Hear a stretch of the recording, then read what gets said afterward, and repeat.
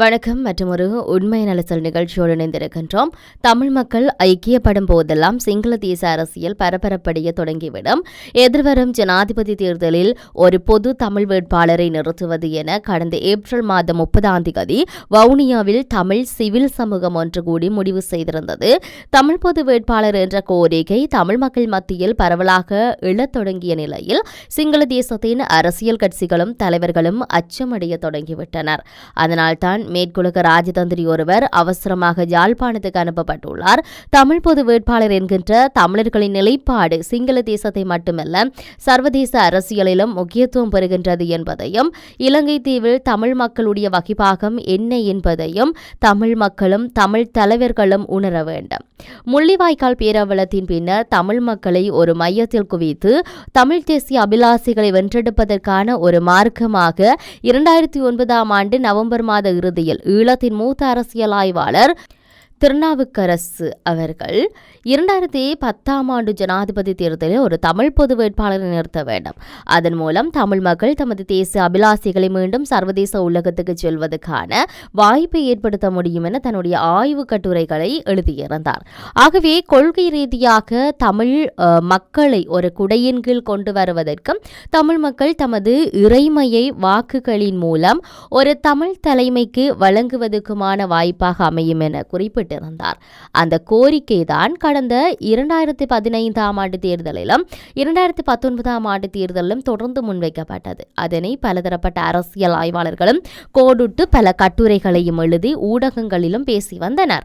அந்த பின்னணியில் தான் தற்போது 2024 இலங்கையின் ஜனாதிபதி தேர்தலில் தமிழ் வேட்பாளரை நிறுத்த வேண்டும் என்ற கோரிக்கை 15 ஆண்டுகள் கழிந்த நிலையில் பலமடைந்து பரவலடைந்துள்ளது.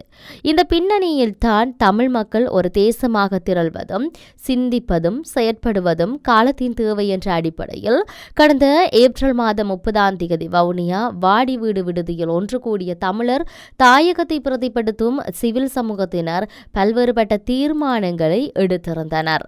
ஒன்று, தமிழ் மக்கள் ஒரு தேசிய இனம் என்ற அடிப்படையில் தமது இறையாண்மையையும் சுய நிர்ணய உரிமையையும் பிரயோகிப்பதற்கான ஒரு களமாக ஜனாதிபதி தேர்தலை கையாள்வது. இலங்கையின் ஜனாதிபதி தேர்தலை ஜனாதிபதியை தெரிவு செய்வதற்கான தேர்தல் என்ற அடிப்படையில் நிராகரித்து அந்த தேர்தலை நடைமுறையில் தமிழ் மக்களுக்கான பொது வாக்கெடுப்பாக கையாள்வது. அதற்கு அமைய ஒரு தமிழ் பொது வேட்பாளரை எதிர்வரும் ஜனாதிபதி தேர்தலில் நிறுத்துவது. அதற்காக சிவில் சமூகமும் தமிழ் தேசிய கட்சிகளும் இணைந்து ஒரு பொது கட்டமைப்பை உருவாக்குவது. தமிழ் மக்களின் நீண்ட கால அபிலாசைகளில் ஒன்றான இறையாண்மையுடைய சுயநிர்ணய உரிமையை வெற்றி கொள்வதற்கான பொருத்தமான எதிர்கால கட்டமைப்புகளை நோக்காக கொண்டு செயல்படுகிறது. இவ்வாறு சிவில் சமூகத்தினரின் அடிப்படை நடவடிக்கையை அடுத்து சிங்கள தலைவர்கள் அச்சமடைய தொடங்கிவிட்டனர் என்பதற்கு ஒரு எடுத்துக்காட்டாக இக்கூட்டம் நடைபெற்று கொண்டிருந்த அதே நாளில் தமிழர்களுக்கு நன்கு பரிச்சயமான மேற்குலக ராஜதந்திரி ஒருவர் அவசரமாக யாழ்ப்பாணத்துக்கு சென்று முக்கிய சிவில் சமூக பிரதி ஒருவரை சந்தித்து பொது வேட்பாளரை நிறுத்துவதன் மூலம் ரணில் விக்ரமசிங்கவின் வெற்றியை தடுத்து விடாதீர்கள் என்று குறிப்பிட்டார். தமிழ் மக்கள் ஒரு பொது வேட்பாளரை நிறுத்தத்தான் போகின்றார்கள் என அந்த சிவில் சமூக பிரதிநிதி குறிப்பிட்ட போது, அப்படியாயின் தமிழ் மக்கள் தமது இரண்டாவது விருப்பு தெரிவு வாக்கினை ரணிலுக்கு அளிக்கும்படி சொல்லுங்கள் என்று அவர் கேட்டிருந்தார். மேற்படி விடயம் ஈழத்தமிழ் மக்கள் இலங்கை தீர்வை பொறுத்தளவில் ஒரு சிறிய தேசிய இனமாக இருக்கலாம். ஆனால் இலங்கை தீவிலும் இந்து சமுத்திர பிராந்தியத்தின் அரசியலிலும் மேற்குலகத்தின் உலகம் தழுவிய அரசியலுக்கும் பூலோக அரசியல் ஒரு இன்றியமையாத வகிபாகத்தை வகிக்கின்றார்கள் என்பது புலனாகின்றது.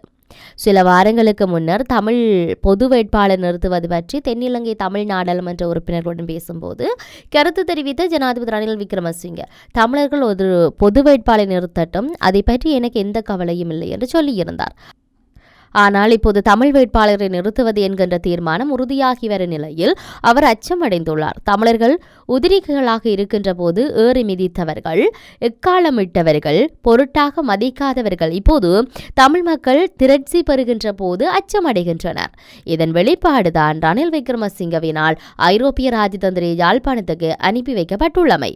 ஆனால் கொழும்பில் வாழ்ந்து கொண்டு கொழும்புக்கு அமைய அரசியலை மேற்கொள்ளும் தமிழ் அரசியல் தலைவர் தமிழ் பொது வேட்பாளரை நிறுத்த போட்டியிடுவதை ஏளனம் செய்தும் எதிர்ப்பு தெரிவிப்பதும் கருத்துக்களை தெரிவித்து வருகிறார். அகில இலங்கை தமிழ் காங்கிரஸ் ஜனாதிபதி தேர்தலை புறக்கணிப்போம் என தொடர்ச்சியாக கூறி வருகின்றார். ஆனால் ஜனாதிபதி தேர்தலை தமிழ் மக்கள் புறக்கணிப்பது என்பது குறித்த ஒருவரை வெற்றி பெறுவதற்கான வாய்ப்பையே கொடுக்கும். ஜார் அந்த கோமாளி பொது வேட்பாளர் என சர்ச்சைக்குரிய கொழும்பு வாழ் ஜாழ் மாவட்ட அப்புகாத்து எம்பி ஒருவரின் கையால் ஒருவர் இந்த கேள்வியை எழுப்பியிருக்கிறார். தமிழர்கள் பொது வேட்பாளரை நிறுத்தி என்ற போது அல்லது தமிழ் மக்கள் திரட்சியாக தேசியம் பேசுகின்ற போது சிங்களவர்கள் கோவப்படுகின்றார்கள். இது சிங்களவர்களை ஆத்திரமூட்டும் செயல் என்கின்றார் சுமந்திரன். அப்படியானால் இதுவரை காலமும் சிங்கள மக்கள் அல்லது சிங்கள தலைவர்கள் தமிழர்கள் மீது ஆத்திரம் கொள்ளவில்லையா என்ற ஒரு பலமான கேள்வி இருக்கிறது. தமிழ் மக்கள் ஒன்று திரண்டால் என்ன, ஒன்று திரளாவிட்டால் என்ன?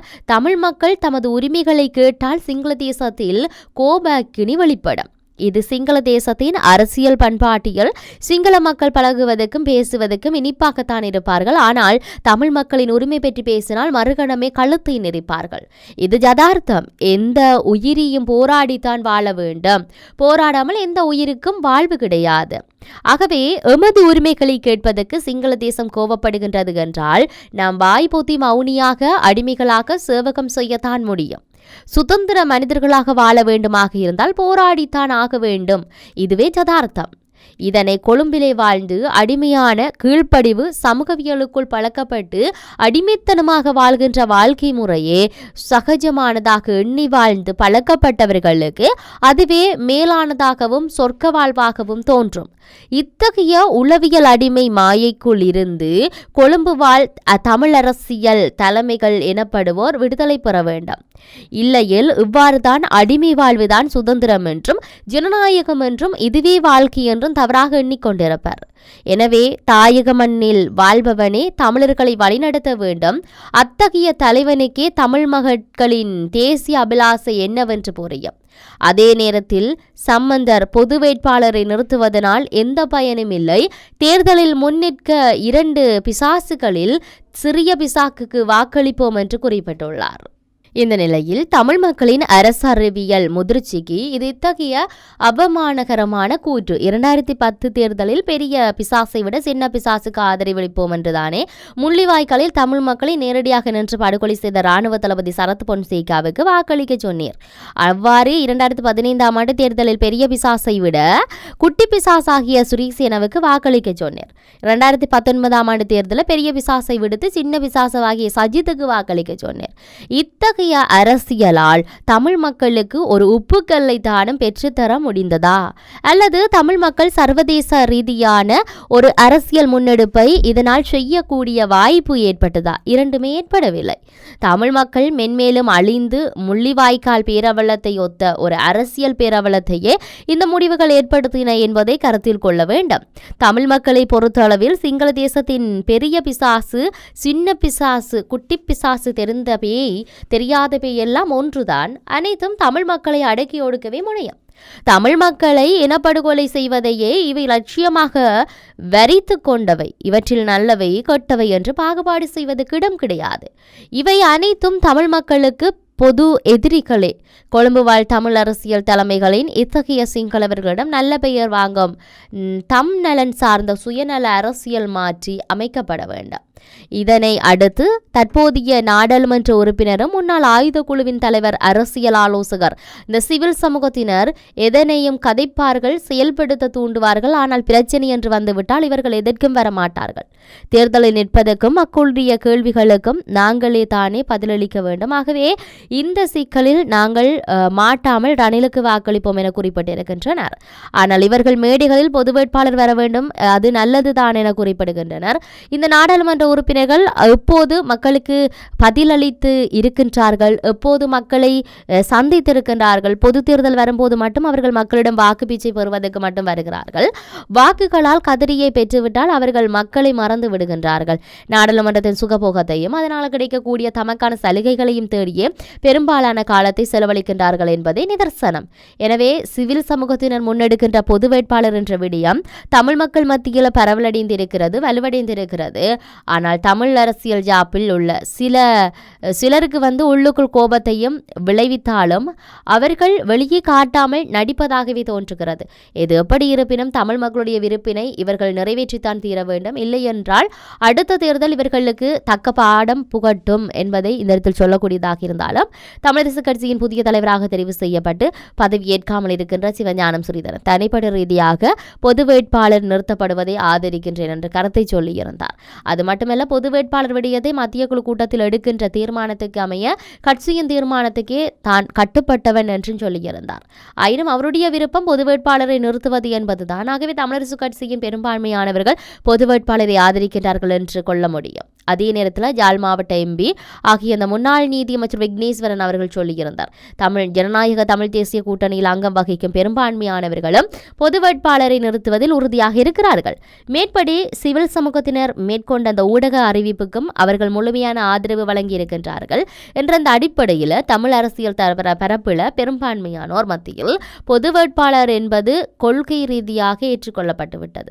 பொது வேட்பாளருக்கான ஆதரவு கடந்த நாட்களில் தமிழ் ஊடக பரப்பில் அச்சு ஊடகங்களிலும் தலைப்புச் செய்தியாக தமிழ் பொது வேட்பாளரை நிறுத்துவதற்கு சாதகமான எழுத்துக்கள் வெளிவர தொடங்கிவிட்டன.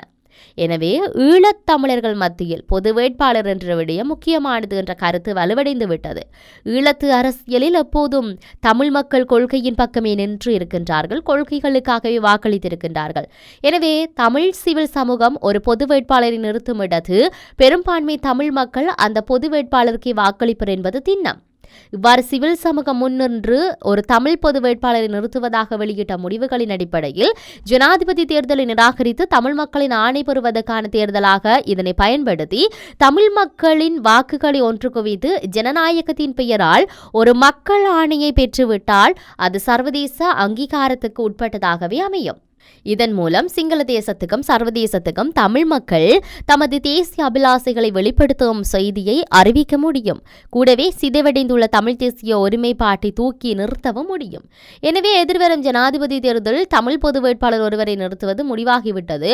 அடுத்தது யாரை நிறுத்துவது என்பது இங்கு கேள்வியாக இருக்குது. இது இலகுவாக தீர்க்கப்படக்கூடிய ஒன்று. தமிழர் தரப்புல மிக சிறந்த ஓய்வு பெற்ற நிர்வாக அதிகாரிகள், மிகச்சிறந்த அறிவார்ந்த ஊடகவியலாளர்கள், ஓய்வு பெற்ற ஆளுமை மிக்க கல்லூரி அதிபர்கள், பேராசிரியர்கள், கல்விமான்கள், ஓய்வு பெற்ற பெண் அதிகாரிகளும் பெண் ஆளுமைகளும் இருக்கின்றன. தேசத்துக்கு தாங்கள் பிள்ளைகளை தாரை வார்த்த முற்போக்கான அந்நியர்கள் இருக்கின்றார்கள். தமிழ் மக்களுக்காக அர்ப்பணித்து பணியாற்றக்கூடிய சமூக சமய பெரியவர்கள் பலர் இருக்கின்றார்கள். இவர்களில் யாரையாவது ஒருவரை இலகுவாக தெரிவு செய்திட முடியும். அதுவும் தமிழ் தேசிய நிலைப்பாட்டில் தமிழ் தேசியம் பெறும் ஆபத்துக்குள்ளாகி இருக்கின்ற கிழக்கு மாகாணத்தை சார்ந்த ஒருவரை தெரிவு செய்வதன் மூலம் அனைத்து தமிழ் மக்களுடைய வாக்குகளையும் ஒன்று திரட்டி ஒரு மக்கள் ஆணையை நிச்சயமாக தமிழ் மக்களால் பெற முடியும். அவ்வாறு ஒருவரை நிறுத்தி ஈழத்தமிழ் மக்களுக்கான மக்கள் ஆணை ஒன்றை பெறுமாறு ஈழத்தமிழர்களை வரலாறு வற்புறுத்துகின்றது. மற்றொரு உண்மை அரசியல் நிகழ்ச்சியினூடாக சந்திப்போம். வணக்கம்.